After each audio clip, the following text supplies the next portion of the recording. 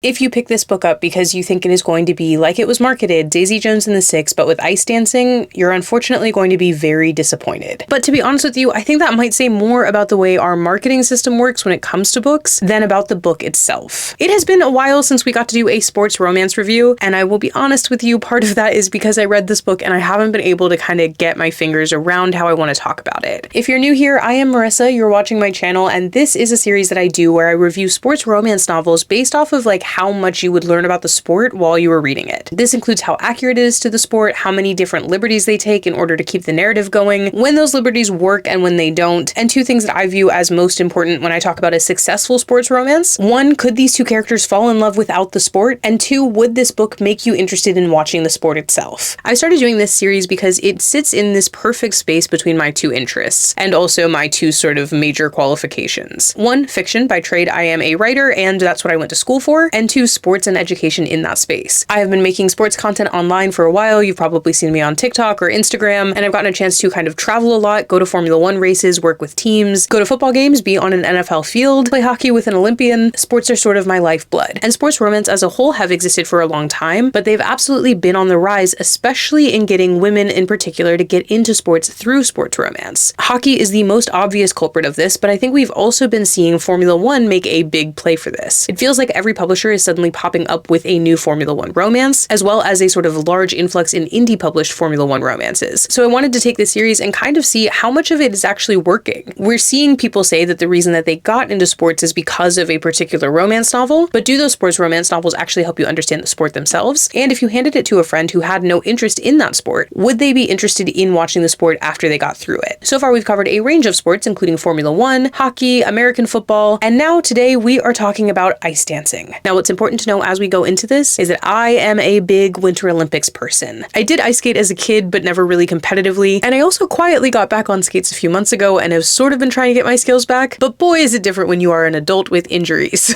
So how did we get to doing the favorites? I hadn't seen as much of a big fanfare around a sports romance novel as I had for this one in a while, and this book, The Favorites by Layne Fargo, was being billed as Daisy Jones and the Six, but with ice dancing. That is like the marketing line that I continued to hear across the board. So as someone who did love Daisy Jones and the Six, and obviously enjoys watching ice dancing, I said, okay, let's do this one. I want to try to change things up this review and do things a little bit differently, so we're going to start by judging a book by its cover. My big thing about this cover actually is that I got it through Book of the Month, and since I already knew I wanted to read it, I didn't really need the cover to sell me. But I will be honest with you, I am not sure this one would have caught my eye on the bookshelf, mostly because the actual ice skating of it isn't necessarily there at first glance. The title is definitely what takes your eye, and it's almost a little blurred intentionally. And then we have the headline. To the world, they were a scandal. To each other, an obsession. Now, I would say that is a good tagline. It makes me interested, I am curious, and I want to know what it means, right? So the next thing that we're going to do is go through the summary, because I actually think it's kind of important. She might not have a famous name, funding, or her family's support, but Katarina Shaw has always known that she was destined to become an Olympic skater. When she meets Heath Rocha, a lonely kid stuck in the foster care system, their instant connection makes them a formidable duo on the ice. Clinging to skating and each other to escape their turbulent lives, Kat and Heath go from childhood sweethearts to champion ice dancers, captivating the world with their scorching chemistry, rebellious style, and roller coaster relationship, until a shocking incident at the Olympic Games brings their partnership to a sudden end. As the 10-year anniversary of their final skate approaches, an unauthorized documentary reignites the public fascination with Shaw and Rocha, claiming to uncover the real story through interviews with their closest friends and fiercest rivals. Kat wants nothing to do with the documentary, but she can't stand the thought of someone else defining her legacy. So, after a decade of silence, she's telling her story, from the childhood tragedies that created her all-consuming bond with Heath to the clash of desires that tore them apart. Sensational rumors have haunted their every step for years, but the truth may be even more shocking than the headlines. Now, here's the thing about that summary. I actually find it interesting and it grabs my attention, and when you pair it with this marketing line of Daisy Jones and the Six but with ice dancing, I think it's kind of reasonable to assume that Kat is going to be involved in this documentary being made. That similarly to Daisy Jones and the Six, we'll see her perspective along with the other people who were involved, and we'll get to the bottom of this scandal that I'm sure will be teased at the beginning of it. That is not what this book is at all. As you jump into the book, it's very clear that this is not a book about a documentary. The book is a first-person retelling from Katarina's perspective. And not only that, it is kind of cut up from time to time by transcript sections of this documentary that's being made. To be clear, Katarina has no involvement in the documentary whatsoever. And in fact, the documentary doesn't actually bring in any of the characters that you would really want to hear from. Both Katarina and Heath are not included in the documentary, as well as one of the main characters in their drama, which we'll get into a little bit later. And I'm going to read you the first page of this book because it does kind of tell you what the setup is actually going to be. Today is the 10th anniversary of the worst day of my life, as if I could forget when millions of strangers have been so eager to remind me. I'm sure you've seen the news stories, the magazine covers, the social media posts. Maybe you're planning to snuggle up on your sofa tonight with a bowl of popcorn and binge the documentary series released to commemorate the occasion. Schadenfreude and chill. Go right ahead, enjoy the show, but don't fool yourself into thinking you know me. By now, I've heard it all. Katarina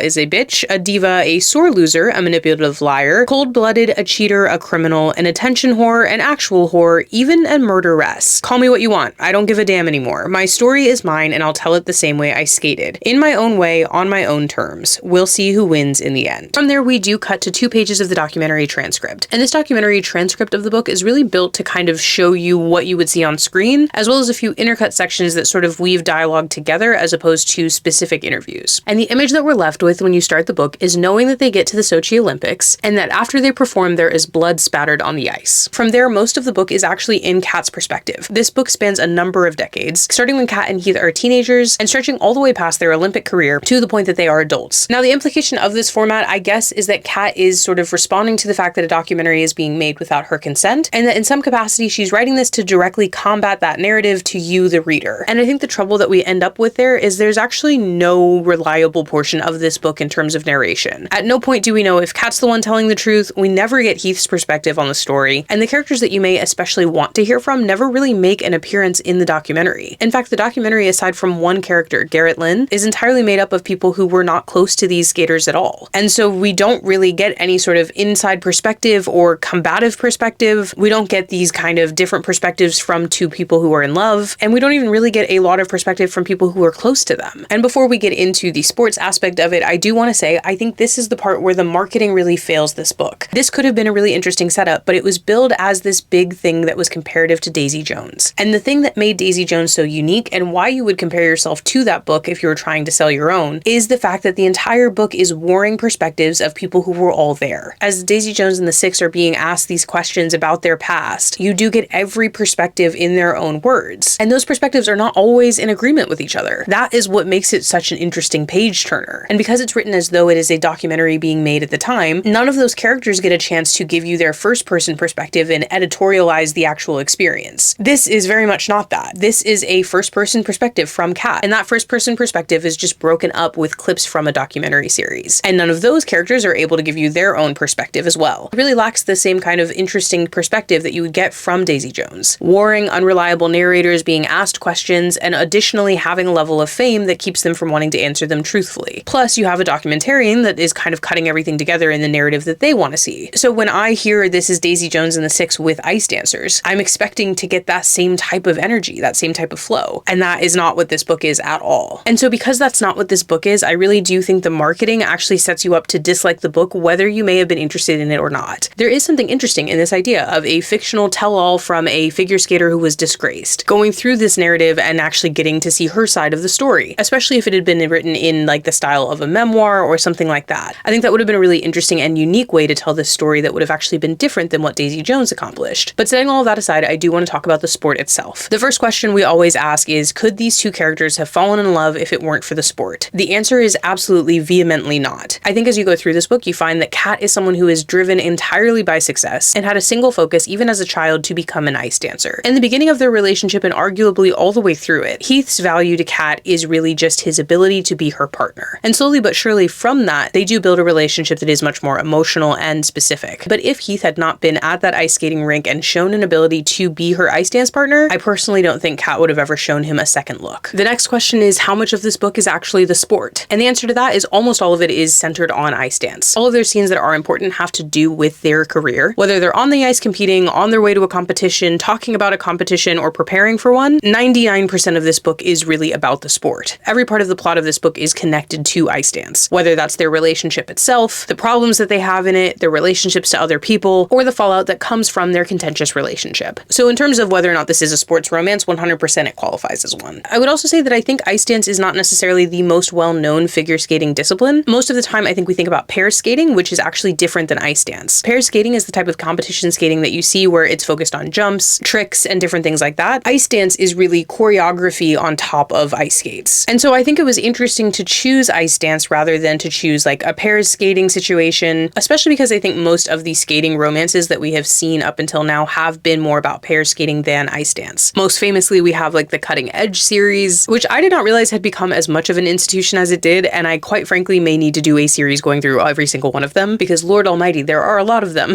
There was also the tragically canceled Netflix series called Spinning Out, which I really enjoyed. A lot of times the ice skating romance format fits into one very specific format, which is that either the girl or the guy, but most typically the girl, is suddenly in desperate need of a new partner. That partner may come from anywhere, but very frequently it comes from hockey players. And I think that is a tried and tested method that I really love. Spinning Out I actually really liked because it was this twist on that format, which was that the male figure skater actually needed a new partner, and the female partner, played by Kaya Scodelario, who most famously played Effie in Skins, has to kind of deal with her own demons to be able to become his partner. So in terms of like figure skating narratives, one thing I really do think works about the favorites is that the author did come up with a new concept as to how these partners came together and why their romance was so important. You could argue that this was sort of the same format. One figure skater needs a partner and forces someone to become it, and he was in fact a hockey player. But the very big difference here is that they were nowhere near competition level. This is when they were kids at a community ice skating rink, and Kat only had her dreams of where she wanted to go with her skating. Oftentimes the situation is that there is a high stakes competition coming up, and very suddenly the partner is injured, and therefore someone else has to train at the very last minute to become their partner. So this was very different. This was a family style narrative. This was sort of a friends to ice skating partners to lovers type of thing. And so I think that is actually a very unique take from this book. In terms of how much you'd actually learn about the sport, I actually do wish there had been more, but I think it's easy to follow what's happening in the book. For as much time as we do spend on the ice and in training and talking about competition, there's not a lot of description of actual routines or kind of the artistry that goes into ice dance. And I would have liked to have seen that because I think ice dance is actually a really beautiful sport that doesn't get a lot of that conversation. And there was a lot of opportunity to spend some time with kind of maybe flowery prose talking about this, describing some of these routines and why they were so different than their competitors. Again, something that we actually saw in Daisy Jones, we got the lyrics to the songs. And then when we saw the TV show adaptation of that, we were able to actually really see that come together in a really good way. And I think that was one of the things that worked so well about the adaptation, was actually seeing how they were able to build on this concept, right? This doesn't have much of that. If this was to be kind of adapted for a TV show or a movie, it would be up to that team to come up with those routines. And people who had read the book would not really kind of feel that connection. One thing they may be able to do a lot with would be the costumes. There are a couple of moments in this book where iconic costumes from their past show up, or other costumes are destroyed, things like that. So I think the costuming is done in a way that you could very well visualize. But in terms of the actual craft of figure skating, I don't know that we get as much of that as I think we should have. And that's not even from the sense of like, I want this to be accurate or I want this to teach me about the sport. It's just from the sense of, as a reader, visually, I think this is the most important part about what they're doing. And I want to be able to visualize those routines. I want to be able to have an idea of what the audience is seeing in them. I want to understand what makes their routine so special. I think the reason why I was a little disappointed in how much of it there was here is that ice dance has some of these like really iconic pairs that will go viral. I'm thinking particularly of Canadian ice dancers Tessa Virtue and Scott Moore. They have actually since retired, but their routines were so palpably like tense and good that there was so much conversation about whether or not they were really in love. Were they together secretly? How could you get someone to look at you the way that they looked at each other? I think the way that they danced really had this like palpable tension that you almost felt yourself longing for. And that really is like this moment that I thought we would see in here. There's something really fascinating about kind of the working relationship behind that, where you can build a routine on ice that feels like too intimate to be a part of as an audience member. And then you can build a narrative around that. Like, what is it like to build that if you are not in love with this person? What is it like to do it if you are in love with this person? And what is it like to fall in love with someone while you're building this routine that is like intended to build intimacy with the audience, to almost make this space where you feel like, okay, I don't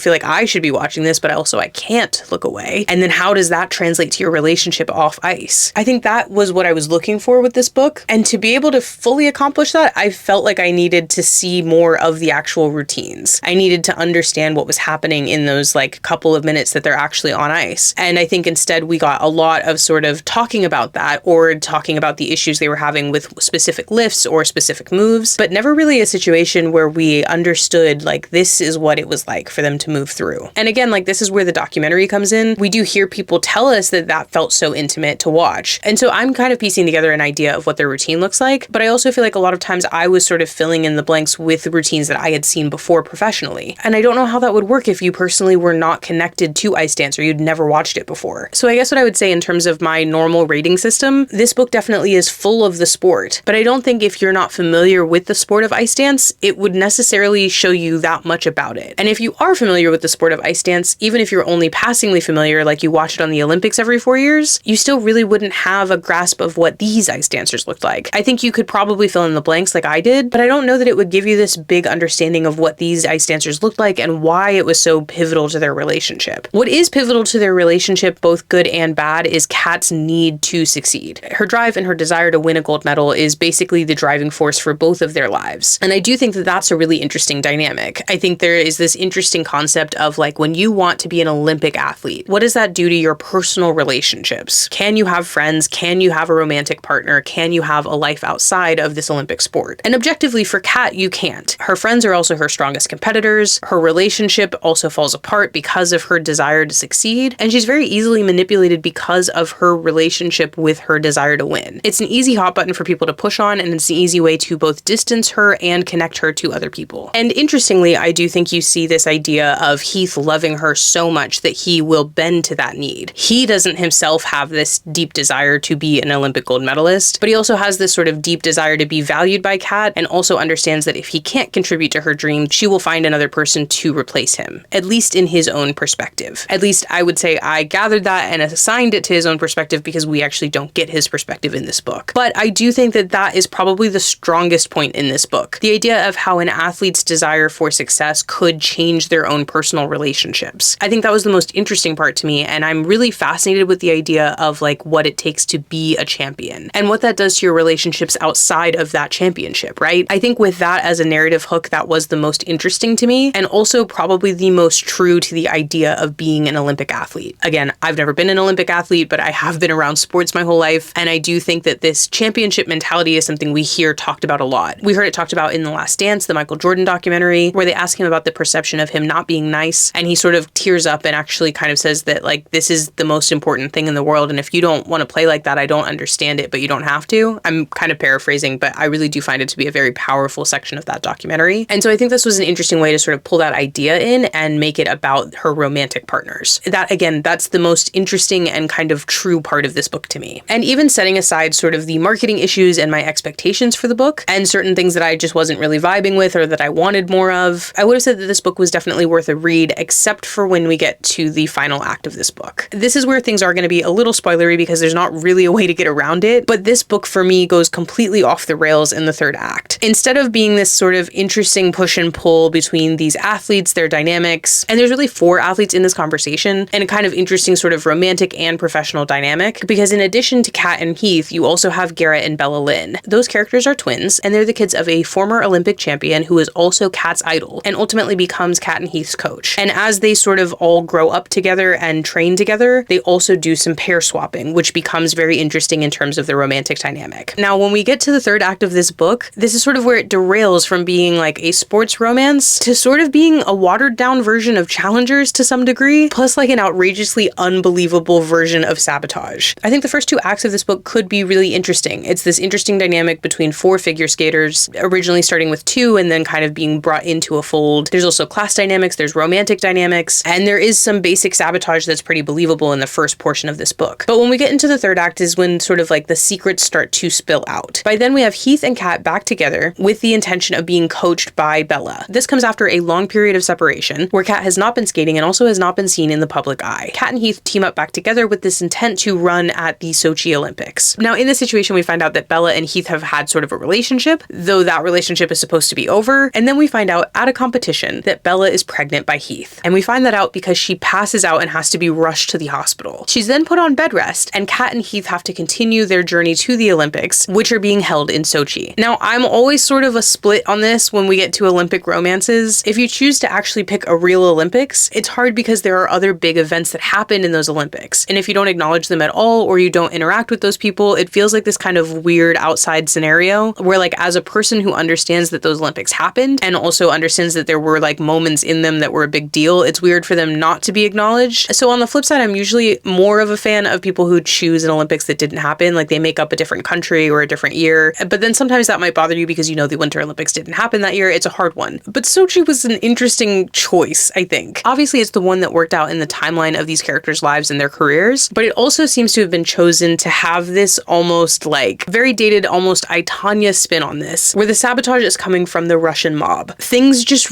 really get out of control. Heath and Kat are forced to stay in kind of like a shady hotel. At no point do they like go to the Olympic Committee and try to go to the Olympic Village to stay there and feel safe. They are competing against this Russian pair that has a reason to have a beef with Heath in particular, and then things just seem to completely escalate from there. Their room is broken into, fake blood is spilled everywhere, a dress is destroyed, thorns are put into their ice skates, and ultimately the most important part, they are drugged. Heath has these painkillers for his back that are in their room, and when their room is broken into, someone swaps the pills in the bottle. And both of them actually take these pills before their competition. But Heath is like popping them like Mentos. And so when we get to the actual competition, they have this skate, they have the skate of their lives. And then the blood that we are referenced at the very beginning of this book is the result of Heath keeling over and coughing up blood because he has been taking these pills that are never identified. He's taking more and more of them because they're obviously not stopping his pain because they're not pain pills. And this is where, unfortunately, the book completely lost me. There are so many elements that just feel like they don't want to fully step into what they could have been. The reason why I referenced challengers is that there's this odd sort of like kind of wanted to be a throuple element between Heath and Kat and Bella, so much so that in the end of the book, when everyone survives, they're sort of raising this child all together, but not living together, and maybe Bella is sort of like a single parent and totally fine with the fact that Heath and Kat are in love. And it just sort of feels like it could have been an interesting dynamic if that was the way they wanted to go. Kat and Bella had this really strong relationship that never really gets it to do. Kat and Heath obviously have this very toxic romantic relationship, and Heath and Bella like had enough love for each other to have a child. But the three of them never find a way to like coexist. It's always Kat and Heath. And then on the flip side, you have this sort of outrageous plot to attack these ice skaters, and nothing happens. There's almost this like deadpan to camera where you find out that one of the other ice skaters was involved, and this is kept in the documentary and never resolved. The Olympic Committee never does anything to try to keep these ice dancers safe. At no point do Kat and Heath recognize that they should also probably deal with this and like keep themselves safe. And the ultimate kind of understanding is that after the drug panels come back, they just lose their medals. There's no repercussions, there's no investigation, there's no anything really. And it feels like something that could have been a really interesting dynamic, this conversation about like what does the desire to succeed and the desire to be at the top of your Olympic athlete form do to your relationships, your personal relationships, your friendships, your family. There are so many different things that I thought could have been so interesting about this narrative. And the way that it sort of escalates instead into an almost crime drama, I think left something really interesting on the table. I know a lot of people really liked this book, and I think that's great. I do think that there are really positive, interesting things in this book and in the dynamics. It's also a really thick book that is written in a way that you read really fast, which is not always something that you find you do, right? If it actually really grasps you, that's a cool thing to actually tear through a book. I love that feeling. There is probably an interest in ice dancing from at least a portion of this book that might make you look up an ice dance routine. Hopefully me talking about this makes you look up one as well, because I think they are really cool. And it is a sport that isn't talked about enough. But at the same time, in the last act, it really just pulls away from any concept of the real sport itself, of how these things would happen, of how they would be dealt with, and also felt like maybe it wasn't the most necessary. I was more interested in this idea of outsiders coming in and winning and forcing their way through, especially in a sport like ice dance, where at the time there was a very specific thing that you were supposed to do, a specific way you're supposed to look, a specific background you were meant to come from. There were so many interesting conversations that could have been had that were already set up without this like escalation to an almost soap opera. So for me, I think that this book had like a really good setup and then is a bit of a swing and a miss. But in terms of the normal checkboxes that we do for this series, would these two characters fall in love without the sport? No. Would these two characters know each other without the sport? Also no. Does this book tell you about the sport and make it sound interesting? Yeah, I would say so. Would you learn a lot about the sport from this book? Not necessarily. And would this book make you want to actually watch ice dance? I think yes, though that's one that I would have to ask you guys. If you read the favorites, what did you think about it? Did the third act work for you? Were you looking for something dramatic in that way? Did it teach you anything about ice dance? And did it make you want to watch ice dance if you've never watched it before? Let me know in the comments. I would love to know. And I think next month we're going to actually make these a little bit more of a book club as opposed to just me talking at you. For more details on that, make sure you're subscribed to the channel, as well as follow me on TikTok and Instagram. You can find me there at Marissa Kamari or in the link in the episode description. The next book that we will be reading reading for March is Cross the Line by Simone Soltani. That is a Formula One romance, and I'm very excited because I've actually heard pretty good things about this one. So let me know what you thought about the favorites in the comments down below. And if there's another book that you're hoping that we will add and cover in this series, make sure to leave that too. And make sure you're subscribed so you don't miss the next one. I will see you soon.